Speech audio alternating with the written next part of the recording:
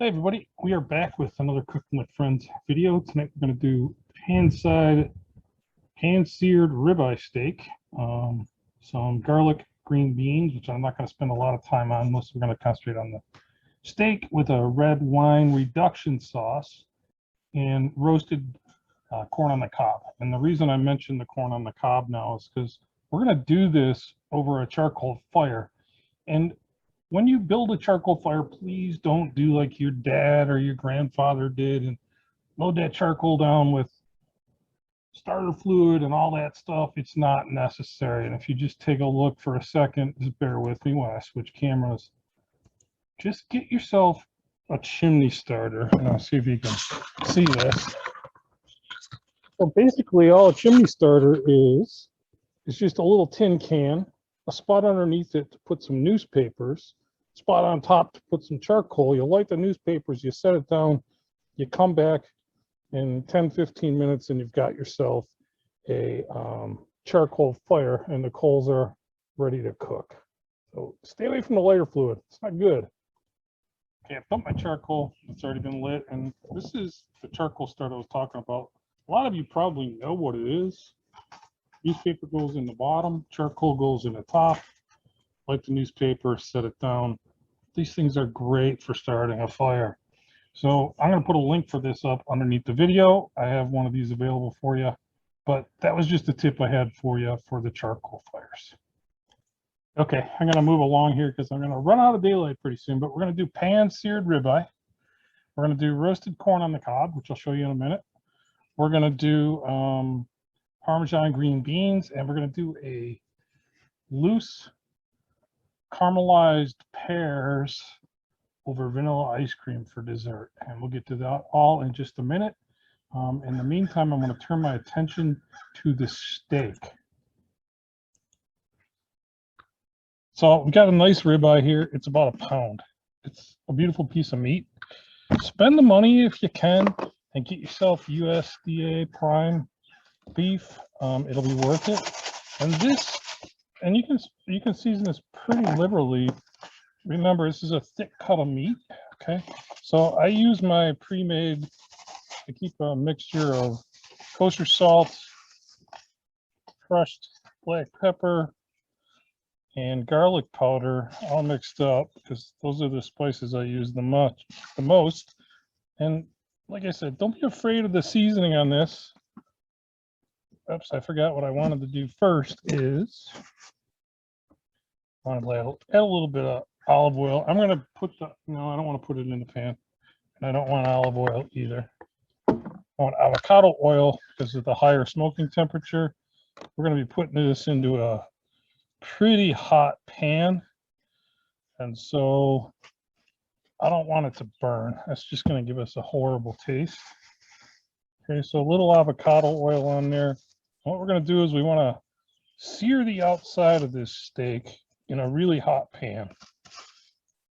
And then once we get that all seared, we're going to pull it off onto indirect heat. And you could do this on your stove or in your oven, but it's a beautiful North Carolina late spring coming on to summer kind of night. And so I'm going to turn this over and we'll get a little bit of that avocado oil on this side. So we're going to do this outside. The beans I am going to do in the oven. Everything else we're going to try to do out here. So that's all seasoned. We got some avocado oil on there. We're going to lay this in the pan. And when we do, you want to hear a sizzle. So that's in there. You can see it's cooking on the bottom. We want to put a nice crust on that. And then in about 2 minutes, we're going to flip it over. We're going to put that same crust on the other side of that ribeye. While that's cooking or crisping up on that side, and we're going to switch it over in just a minute. What you want to do is, and I'm just moving on, I'm thinking ahead here for my red wine reduction sauce. I want to dice up some shallots. So you're going to dice yourself up a cup or so of shallots, and actually you could use just about any wine you wanted to, or wine.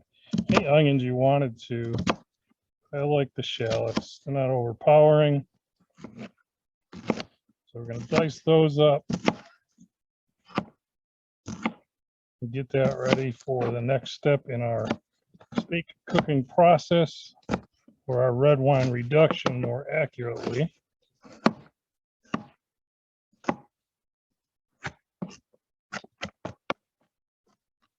If my hands look dirty, they're not. They're clean. It's just a little smut from the charcoal fire. When you're cooking on charcoal, you can't expect that. I usually keep a pair of gloves around so I don't have that doesn't happen, but yeah. Right. So I'm gonna get these diced up fairly small, but you don't have to go crazy with it. Okay. Flip that ribeye. Hard to get a look at this, but you can see the beautiful sauce over the top of that. Nice color. And again, it's only, I don't know, 2 minutes on one side. And again, you want to do this in a hot pan. I can't stress that enough. Okay, next up, I want to get my green beans in the oven. So for this, I want about quarter cup of olive oil, and for this you want to use olive oil. And then I want half a stick of melted butter in there, and then I want probably about 4 tablespoons of minced garlic. I will post a link to the recipe for this, and then actually I'm going to take whole bunch of Parmesan cheese. I tend to use too much of this. And then we're going to mix this all up. And that looks just wonderful. I'm going to add a little bit of my kosher salt, crushed black pepper to that.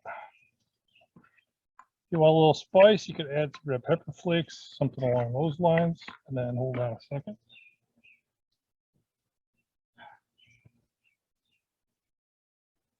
This whole mixture is going to get poured over our green beans, ends chopped off, ready to roll. Get that there. My favorite little stir here. And now at this point, we just want to mix that all in. Look, you could add some bacon to this. I love using bacon for asparagus and beans and Brussels sprouts.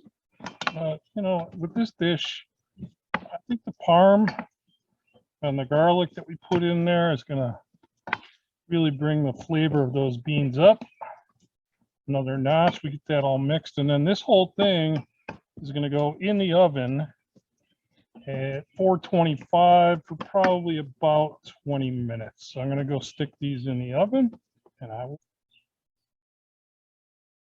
Okay, we pulled our steak out of the pan. You can see it's nice and crusted on the outside of it. Got some beautiful color there. Not cooked all the way through yet. For that, we're going to move over to indirect heat on the charcoal grill. And then we're going to bring this up to a temp of about 130. I like it a little bit rarer than that because we're going to give it a little time to rest and it'll keep cooking. But the people that I live with basically like to heat their meat that is still mooing. Okay, so in the pan that we took our searing steak out of, we're going to add the shallots that we diced up. Give those a mix. And look, we don't want to go crazy here. We just don't want to burn them. Like just soften them up a little bit.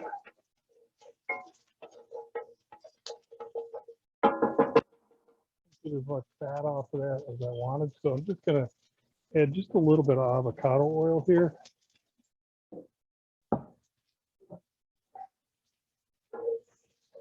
Like get that fond off the bottom of the pan, which is going to add some lovely flavor. And okay, these shallots are browning up nice and getting soft.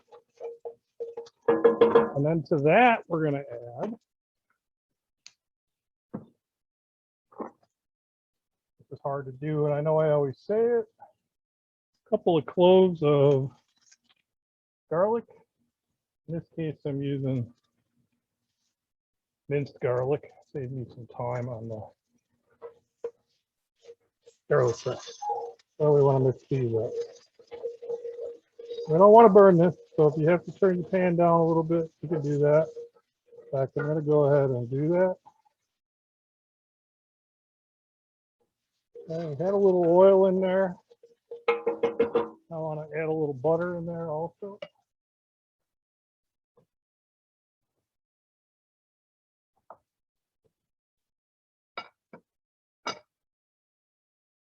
I've got about a tablespoon of butter. Get that mixed in there. Just to get that stuff melted and mixed up, and I'll be right back. All right, that's looking really good. I'll make sure our butter is all melted before the next step here. And I might have put a little too much butter in there, but hey, that means flavor, right? So hope it doesn't melt too much here. So, and then to this, I'm going to add about a cup of red wine. And you want to use, you don't want to use the sweet red wine, you know, whatever, but you don't have to use an expensive red wine. Get a Cabernet or a Merlot, something that's chewy, that when that cooks down or reduces, it's going to leave behind those beautiful plum and oak barrel aged. You're going to leave those nice tones behind for your sauce. So you want to bring this to a simmer, and I'll show you the next step. When that cooks down, you can see that's simmering away nicely. Again, we want to reduce this. We're cooking off the alcohol, but we're still leaving behind those rich, not sweet, dark red wine flavors. The aroma is just incredible here. Check the steak, that's doing well. I'm going to check the temperature on that in a minute. And get yourself a meat thermometer. It's essential when cooking.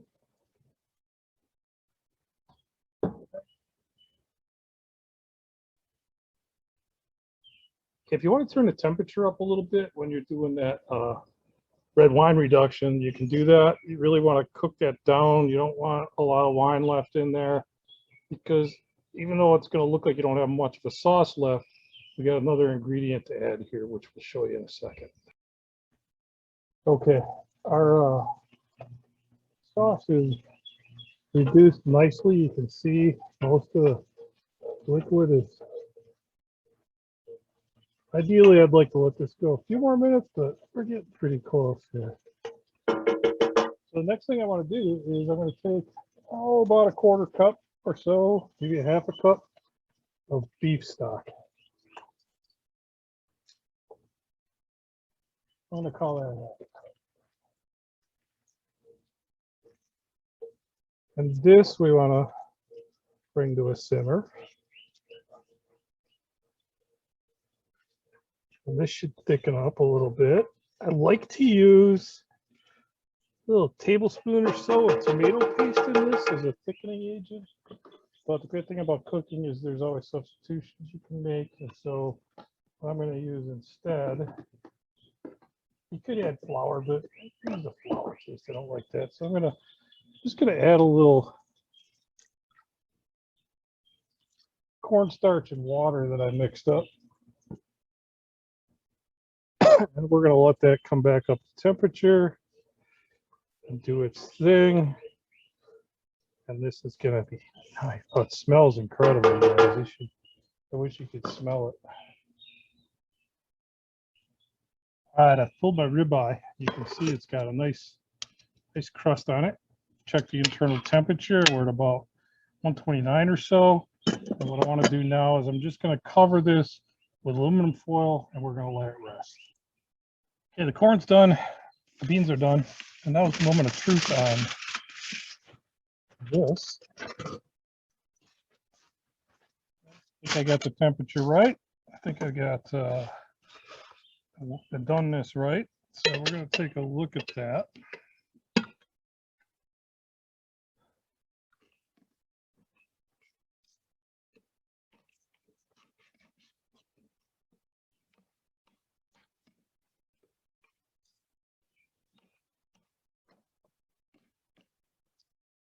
It's a little overdone, but for my people here, that's what they want. It's not so overdone that it's dry.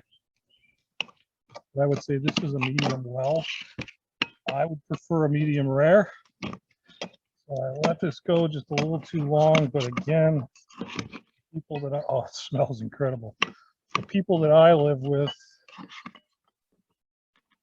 don't want anything to do with anything that doesn't resemble, basically. Maybe it's because we're all from the Buffalo area. We're hockey fans. I cut that up. Nice slices. Beautiful fat and marbling in this ribeye. So get these turned on their side a little bit.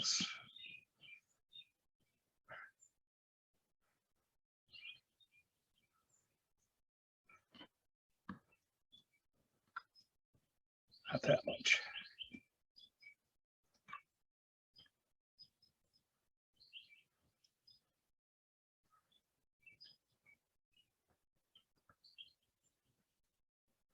Okay, then I'm going to grab my, oh, where did I put my giant pile? Where there it is.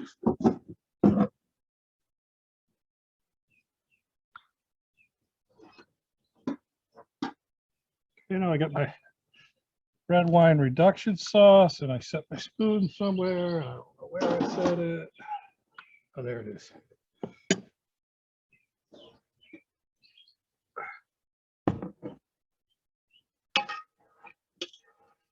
Well, this just, and you want to taste as you're cooking. I did taste this as I was cooking, and I'm telling you, this stuff is.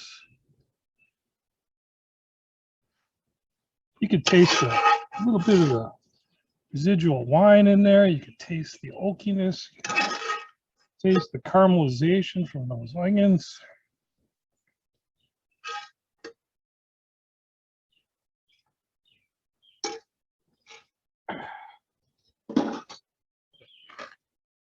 So that looks pretty good. I got to try a piece of this, right? And then I'll take it into my people with the beans and the corn. The corn, I don't want to show you that in just a minute, but oops.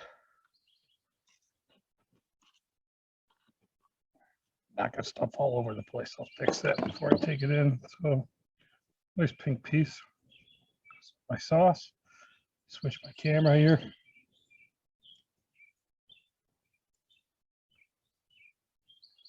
Okay, got ribeye steak with red wine reduction sauce.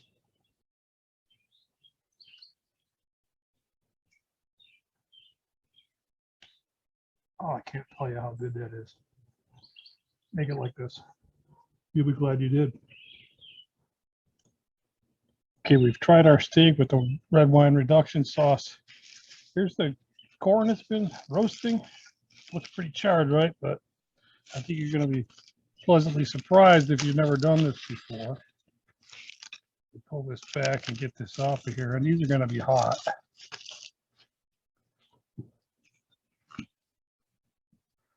The corn you want to soak a long time. This corn's been soaking for all day. You can see it's just beautiful. It's going to be tender. Smells just great. Some of the other pieces may have a little dark spots, a little charring just from the fire, and that's okay. It just adds flavor to it. That's what your corn's going to look like, and you can serve it just like that, or you can break these ends off. Oh, that's hot. Hot.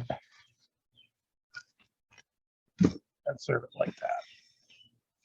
Okay, so there you go, roasted corn on charcoal. Let's go with our pan-seared ribeye with red wine reduction sauce, and our green beans with Parmesan and garlic are out of the oven now, and they're ready to go. All right, and yes, since we're grilling outside and the spirit is to do everything on the grill or outside, you can even make dessert on the grill. So what I have here is about a quarter cup of granulated sugar, and then I've taken the rest of the cup and I filled it up with dark brown sugar. And you know what? I forgot my fork. I'm just going to use my hands here. Use your hands. Just wash them first. Like I said, I got a little charcoal on mine, but just us eating it. Well, charcoal dust never hurt anybody. That's pretty much gone anyway. So you just mix that brown sugar and that granulated sugar together, making a mess. And what I have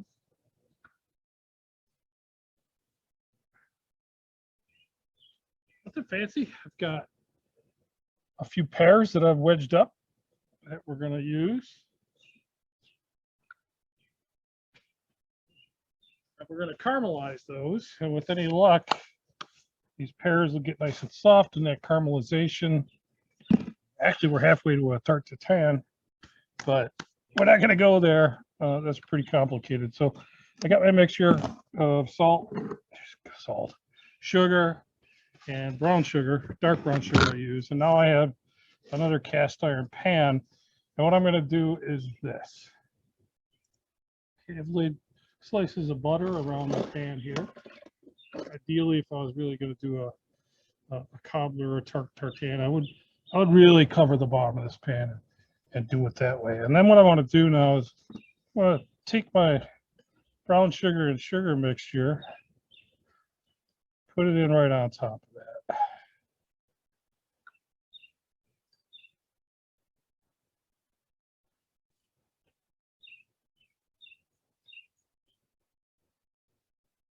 Never done it quite this way. I'm anxious to see how it comes out, but done similar versions of this. I can still smell that corn.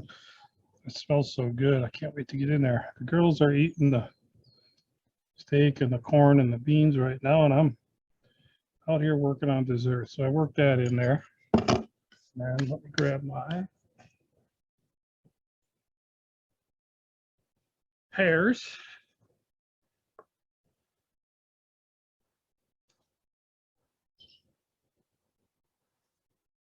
And these are going to go over some vanilla ice cream when we're all done. Should have made some of these a little smaller, but hopefully they'll soften up.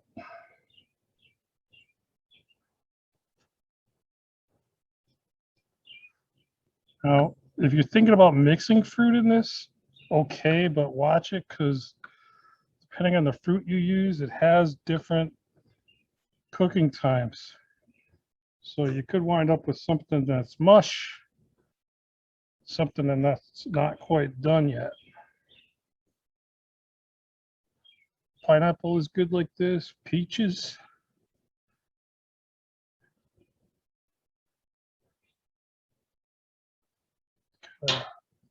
Push it down in a little bit until you get this nice little ring around there. Stick one in the middle. Another smaller one in the middle here. Push that down in. And then this is going to go back on my grill, which I've relit. And this you're going to want to keep an eye on. You want this to melt down and caramelize, but you don't want it to burn, because then it tastes pretty horrible. Okay, this is looking pretty good. Turn my pan. We want to make sure that they heat evenly. A couple more minutes.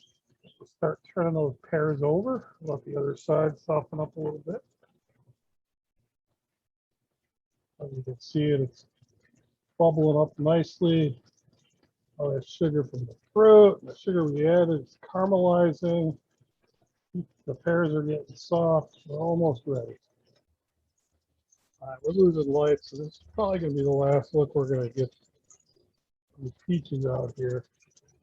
But taste as you're cooking. I just took a little spoonful of that caramel sauce, and it's hotter than the surface of the sun, so let it cool off first. But oh, it's like candy. You know, try this. That's just the last little bit of daylight here. I cut one of these pears. Try the caramel sauce. Could be a little softer, but guessing they're going to be like candy.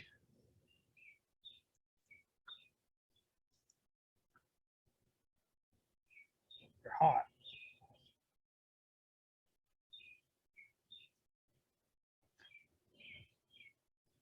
They're hot. Mm.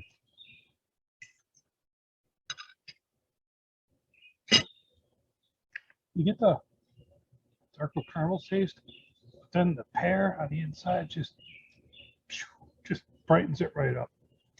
Stupid good food. Hope you enjoyed.